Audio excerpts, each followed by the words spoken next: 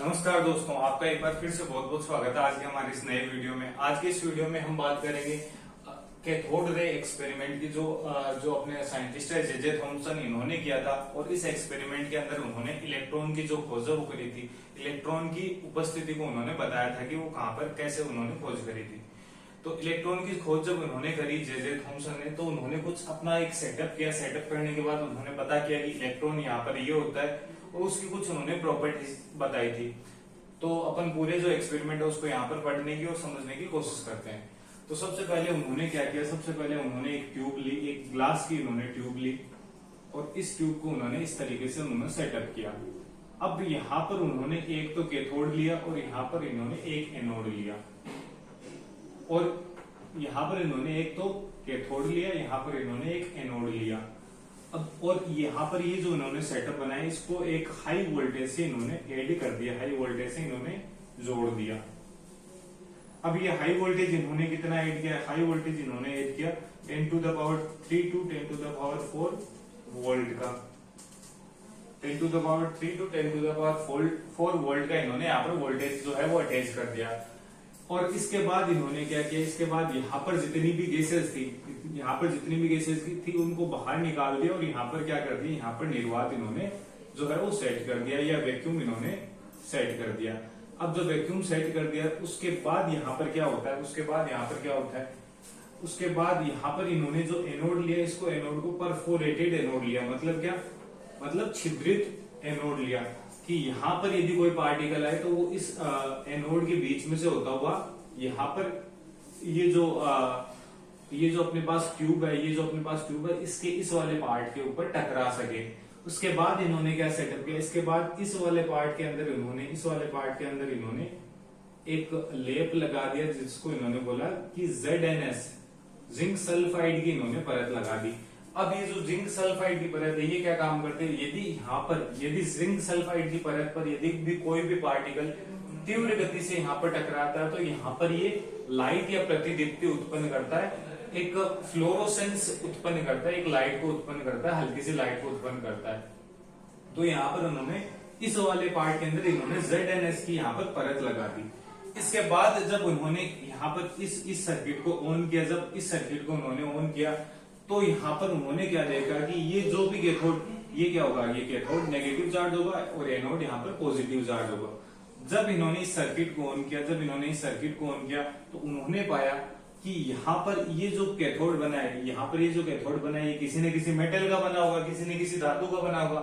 और धातु के अंदर क्या होगा, धातु के अंदर एक न्यूक्लियस होगा और न्यूक्लियस के चारों तरफ जो इलेक्ट्रॉन है वो चक्कर लगाते रहते हैं, न्यूक्लियस के चारों तरफ इलेक्ट्रॉन चक्कर लगाते रहते हैं। तो यहाँ पर अपने पास कितना हुआ, हाईली नेगेटिव चार्ज हुआ। यहाँ पर कितना वोल्टेज का नेगेटिव चार्ज हुआ, -10,000 वोल्ट का अपने पास नेगेटिव चार्ज हुआ। और यहाँ पर क्या हुआ, यहाँ पर अपने पास प्लस, इस साइड से आप देखोगे तो +10,000 वोल्ट का पॉजिटिव चार्ज हुआ। अब ये जो इलेक्ट्रॉन है, इस कैथोड के जो धातु की, ये जो अपन ने कैथोड बनाया, यहाँ पर जो अपन ने कैथोड बनाया वो किसी न किसी मेटल का होगा। अब जो किसी न किसी मेटल का होगा तो उस मेटल के बाहर का जो आउटरमोस्ट सेल है वहां पर कुछ न कुछ इलेक्ट्रॉन्स है वो जो रोटेशन करते होंगे।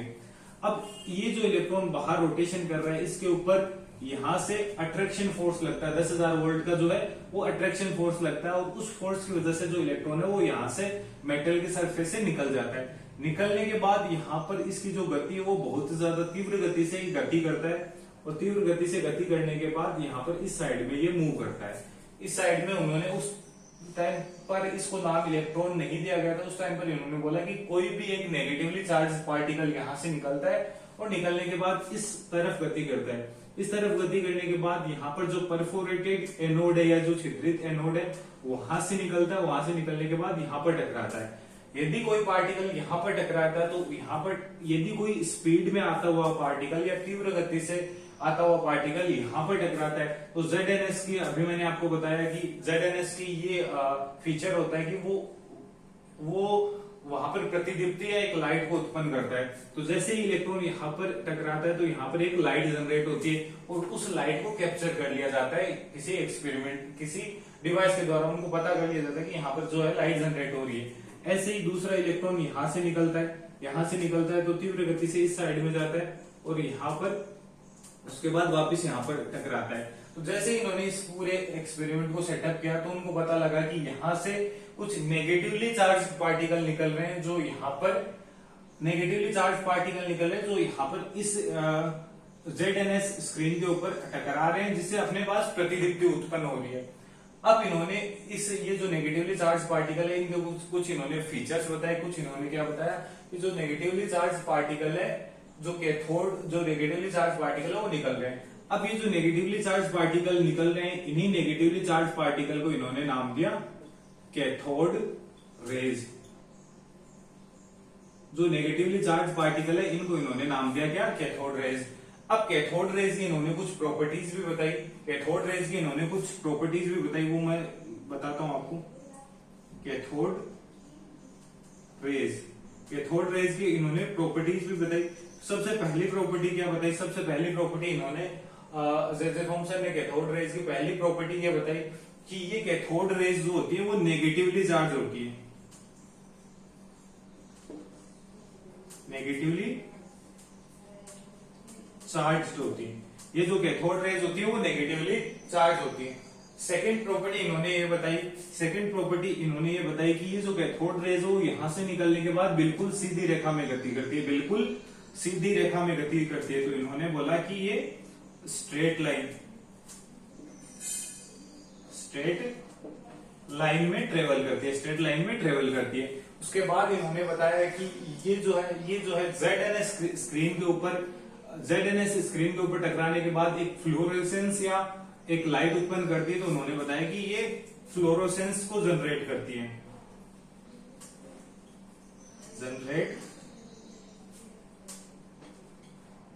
फ्लोरोसेंस या प्रतिदीप्ति को उत्पन्न करती है। इसको अपन हिंदी में बोलते हैं प्रतिदीप्ति को उत्पन्न करती है, ये उन्होंने अगली बात बताई। इसके बाद उन्होंने बताया कि यदि यहाँ पर मैं क्या करूं, यदि यहाँ पर मैं कोई भी एक गैस जैसे हीलियम है उसको मैं यहाँ पर ऐड कर दूं, उसको यहाँ पर मैं भर दूं, तो ये क्या करते हैं, इस गैस को आयोनाइज कर देते हैं। इसका डिटेल में जो है आयोनाइजेशन वाला पार्ट मैंने अभी एनोड रे वाला जो मेरा वीडियो बनाया है, जिसकी लिंक आपको डिस्क्रिप्शन में मिल जाएगी, उसके अंदर मैंने आयोनाइजेशन को डिटेल में समझाया। तो उसके बाद अगली प्रॉपर्टी उन्होंने क्या बताई कि यदि मैं किसी भी गैस के मॉलिक्यूल को या गैस के अणुओं को मैं यहाँ पर फुलफिल कर दूं, तो ये उस गैस को आयोनाइज कर देते हैं। यदि मैं यहाँ पर हीलियम फुलफिल करता हूँ तो ये इसको He+ के अंदर कन्वर्ट कर देते हैं। बाद अगली प्रॉपर्टी बताई कि ये गैस को आयोनाइज कर देते हैं यदि यहाँ पर कोई भरी हुई है, तो ये गैस को आयोनाइज कर देते हैं। ये 4 प्रॉपर्टी इन्होंने बताई। उसके बाद अगली प्रॉपर्टी अपने पास आती है जिसको अपन बोलते हैं कि यदि ये जो कैथोड रेज है, ये जो कैथोड रेज अपने पास लिखी हुई है, ये यदि यहाँ पर मैं इलेक्ट्रिक फील्ड लगा दूं और मैं यहाँ पर क्या लगा दूं, मैग्नेटिक फील्ड लगा दूं, तो ये डिफ्लेक्टेड हो जाती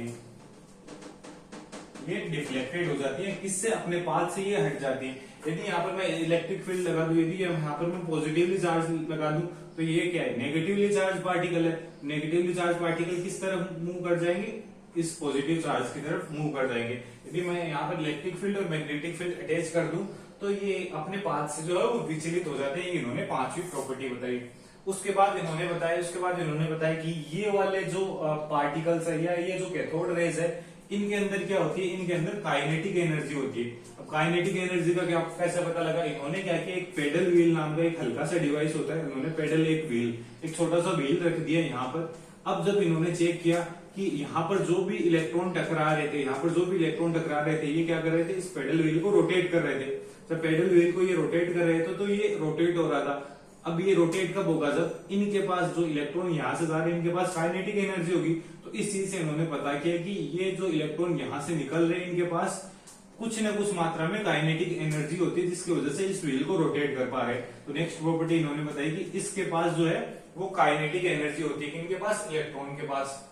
और उसके बाद जो लास्ट प्रॉपर्टी है, वो लास्ट प्रॉपर्टी इन्होंने ये बताई कि ये जो कैथोड रेज या जो इलेक्ट्रॉन की बीम यहां से जा रही है वो क्या कर सकती है, वो कैन पेनिट्रेट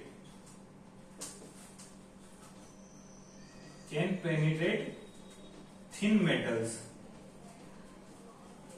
वो क्या कर सकती है, जो पतली पतली सतह का जो मेटल है या जो थिन मेटल होता है उसको वो पेनिट्रेट या उसको पार करके बाहर भी जा सकती है। ये सारी प्रॉपर्टीज इन्होंने बताई, किसने, जे थॉमसन ने, और किसके अंडर में बताई, कैथोड रे का जो इन्होंने एक्सपेरिमेंट किया था।